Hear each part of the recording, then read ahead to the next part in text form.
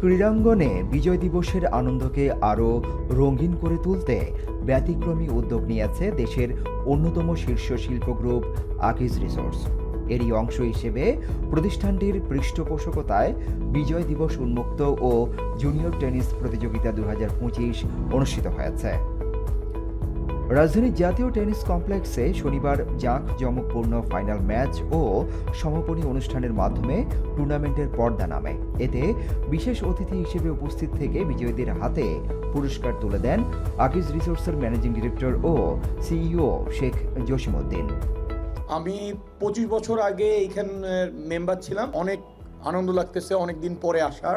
আমি মনে করি স্পোর্টস আমাদেরকে ইউনাইট করে।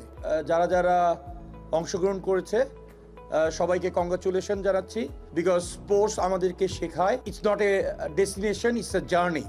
Keep up the journey and what I believe যে সামনে ইনশাল্লাহ বিজয় হবে।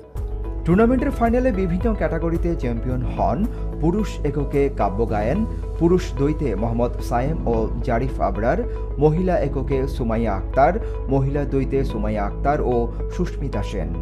টুর্নামেন্টে সারা দেশের বিভিন্ন ক্লাব থেকে মোট 128 জন প্রতিভাবান খেলোয়াড় অংশগ্রহণ করেন।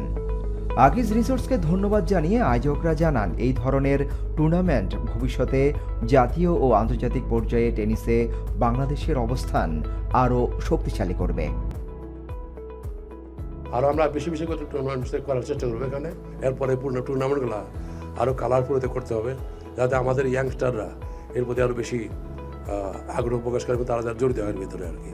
আকিজ রিসোর্সেস তাদেরকে ধন্যবাদ জানাচ্ছি যে তারা এই টুর্নামেন্টের পুরো খরচটা বহন করছেন। কাজেই তার জন্য ও সবাই একটা হাতটা দিয়ে দিই। অনুষ্ঠানে আরও উপস্থিত ছিলেন আকিজ রিসোর্সের chief business development officer Mohammad Taufiq Hasan, chief people officer Mohammad Afsar Uddin সহ বাংলাদেশ টেনিস ফেডারেশনের ঊর্ধ্বতন কর্মকর্তারা।